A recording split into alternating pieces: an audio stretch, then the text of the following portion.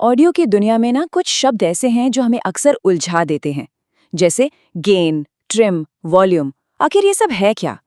तो आज हम इन्हीं शब्दों के पीछे का राज खोलेंगे और एक ऑडियो सिग्नल के सफर को देखेंगे, उसके एनालॉग जन्म से लेकर उसके डिजिटल रूप में बदलने। ये वो सवाल है जो शायद हम सबको कभी ना कभी परेशान करता है, पर आज हम इस कंफ्यूजन को हमेशा के लिए दूर कर देंगे और समझेंगे कि इन तीनों में असल फर्क क्या है। तो ये है हमारा आज का प्लान। हम एक एक करके इन सभी कॉन्सेप्ट्स को समझेंगे, एक लॉजिकल सफर पर चलेंगे ताकि सब कुछ एकदम साफ हो जाए। देखिए, बात चाहे म्यूजिक की हो या पॉडकास्ट की, एक बात पक्की है, हर अच्छी ऑडियो क्वालिटी की शुरुआत होती है सही लेवल मैनेजमेंट से। ये वो नींव है जिस पर एक बेहतरीन साउंड की पूरी इमारत खड़ी होती है। और ये बात गांठ बांध लीजिए, जब तक गेन स्ट्रक्चर को ठीक से नहीं समझा जाता, प्रोफेशनल साउंड क्वालिटी पाना नामुमकिन है। ये पहला और सबसे सबसे ज़रूरी कदम है। तो चलिए सफ़र शुरू करते हैं उस जादुई पल से जब हवा में तैरती आवाज़ को पहली बार पकड़ा जाता है और उसे एक नाजुक से बिजली के सिग्नल में बदला जाता है। तो होता क्या है, सबसे पहले हवा में साउंड वेव्स बनती हैं, राइट? फिर माइक्रोफोन का डायाफ्राम इन वेव से कांपता है और इसी कंपन को एक इलेक्ट्रिकल वोल्टेज में बदल दिया जाता है। इसी प्रक्रिया को ट्रांसडक्शन कहते हैं। सोचिए, हवा का दबाव बिजली की ताकत में बदल जाता है। कितना कमाल का है ये! तो फिर ये गेन क्या चीज़ है? आसान भाषा में ये वो पहला बूस्ट है, वो पहली ताकत है जो हम माइक या किसी इंस्ट्रूमेंट से आने वाले कमज़ोर सिग्नल को देते हैं ताकि वो आगे के सफ़र के लिए तैयार हो सके। अब इसे समझने का सबसे आसान तरीका है पानी के पाइप वाला उदाहरण।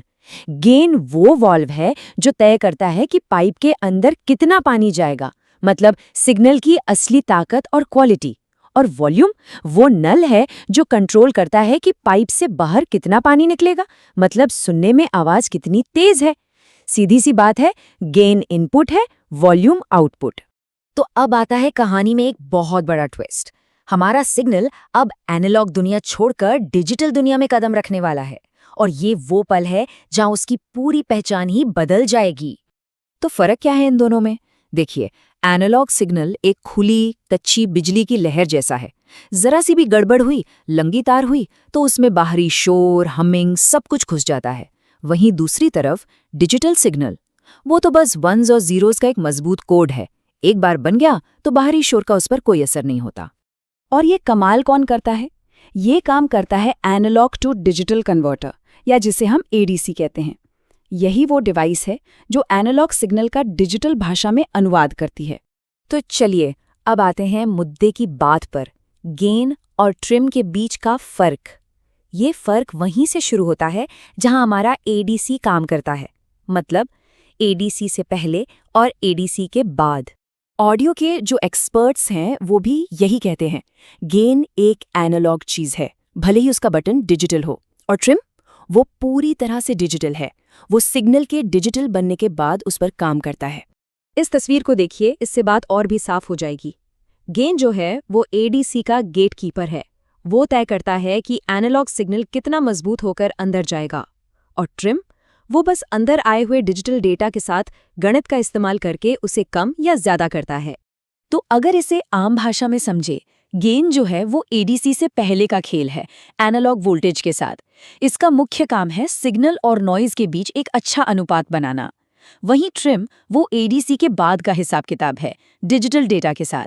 ये कोई नया शोर नहीं जोड़ता, लेकिन हाँ, अगर सिग्नल में पहले से शोर है तो उसे बढ़ा जरूर देगा। अच्छा, अब तक हमने अलग अलग टुकड़ों की बात की। अब चलिए पूरी तस्वीर को एक साथ जोड़कर देखते हैं।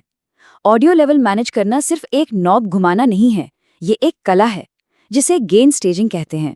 तो गेन स्टेजिंग आखिर है क्या? ये कोई एक बटन नहीं, बल्कि एक पूरा प्रोसेस है। सिग्नल अपनी पूरी यात्रा में जहां जहां से गुजरता है, हर जगह उसके लेवल को सही बनाए रखना ताकि आवाज साफ रहे और फटे भी नहीं। तो एक सिग्नल का सफर कैसा होता है? वो माइक्रोफोन से शुरू होता है, फिर प्रीएम्प में जाता है जहां उसे गेन मिलता है, फिर एडीसी से गुजरकर डिजिटल बनता है, मिक्सर में ट्रिम, ईक्यू और दूसरी चीजें होती हैं, और आखिर में स्पीकर से बाहर आता है।